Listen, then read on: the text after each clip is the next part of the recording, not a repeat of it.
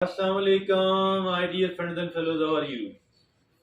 I welcome you here on my training channel. My name is Abdul Khalik. Dear friend, look, to be able to live and to live well, it is needed to be a mature person. Maturity is needed. So, my dear friends and fellows, it is the emotional maturity, which is even more important. So, dear friends and fellows, I think that we need to become, each one of us need to become an emotionally mature person. If at all we want to live well, and if at all we want to feel somewhat okay and comfortable during this life and this world, which is somewhat or maybe which is considerably challenging. So we have made it a topic of our today's discussion, how to become an emotionally mature person. While we are talking about it, while we try to avail the research of those people who have done some sort of work on the subject, we have come across seven things which are needed, which are a kind of essential item, which are a must for each and everybody who want to become an emotionally mature person. So each one of those seven is really important. Now let's look upon all of those seven one by one. First of all, it is understanding and managing emotional responses. So that is the first thing which is needed. Although we are the emotional being, we do have the emotion, all types of it, but it is not good at all. If at all our emotions are controlling us, it is totally and absolutely, it is bad. It is a very pathetic situation. We must come out of it as soon as we can. Never allow your emotions to control you, and never allow yourself to respond impulsively, to act or react impulsively. Impulsive. No. If at all I feel an impulse of saying something or doing something, I need to control myself for a little bit of time. I need to control myself. I need to control myself for a little bit of time, and delaying the gratification which does come out of following our impulses. So do not do that at all. Wait for a while, and only then be able to think well whether it is okay to say this thing, whether it is okay to do this thing. So, my dear friends and fellows, so I think never be impulsive at all. As for acting or reacting, don't be impulsive at all. So, do not let the emotions control yourself. Now, the second thing is that is embracing vulnerability. So vulnerable, all of us are vulnerable enough. Mean vulnerability, the possibility of being attacked or harmed physically or emotionally. It is all of us are.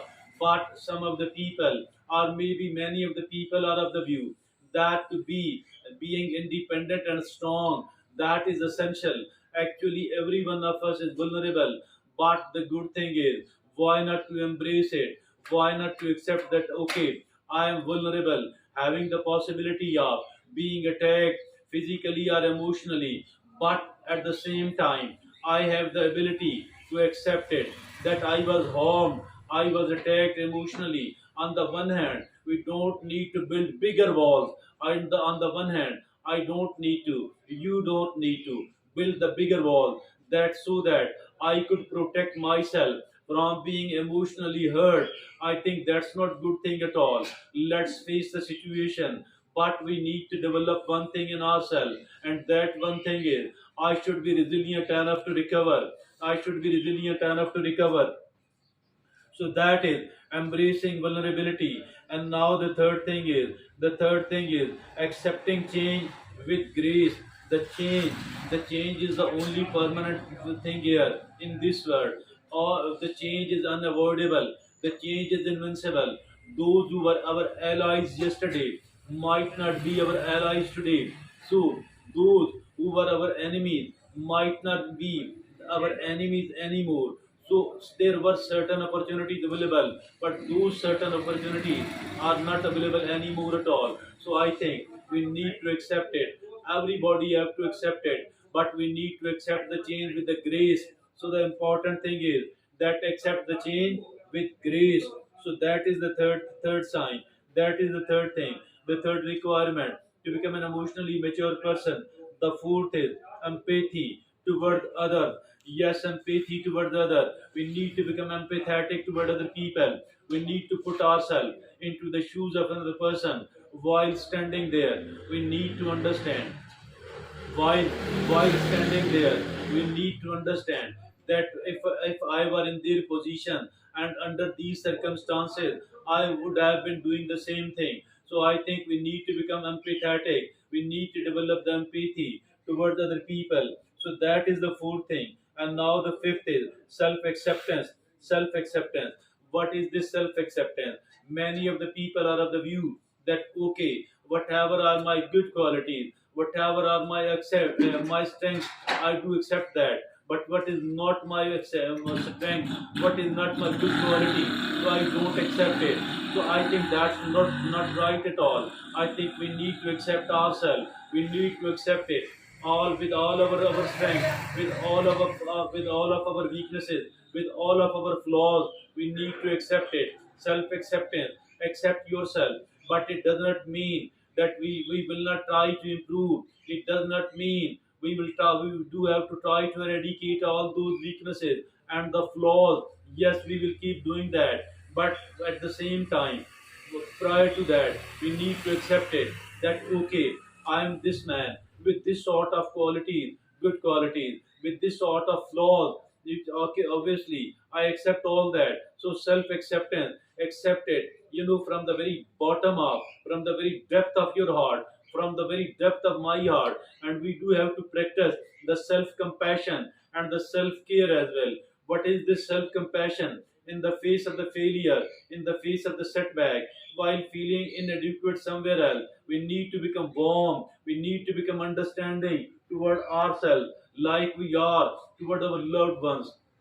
So that is the self compassion. We do have to take care of ourselves. It is now the self acceptance which is very much important. Now self acceptance is very important.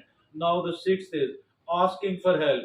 Asking for help. Yes, indeed. Every time we are in need of seeking the help, I think we should not hesitate at all, because there are certain occasions, there are many occasions where we are not enough at all, where we are unable to perform, unable to deliver, unable to fulfill our duties, unable to do whatever we are supposed to do. I think in a situation like this one, we should not be hesitant at all. We should not hesitate to accept, to ask for the help, either paid or unpaid. In both of the cases, be ready to ask for the help.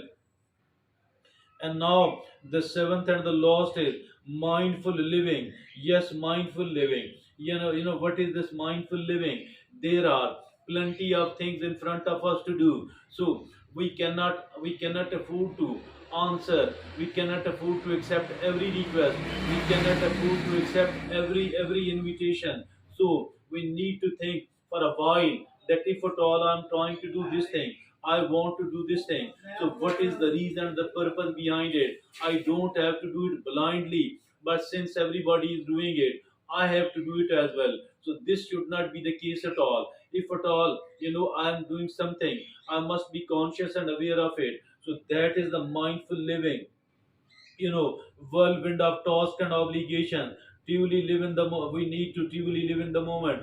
Discover the value of mindfulness. Start appreciating the present moment, understanding that it's all we truly have. Learn from the past. Plan for the future.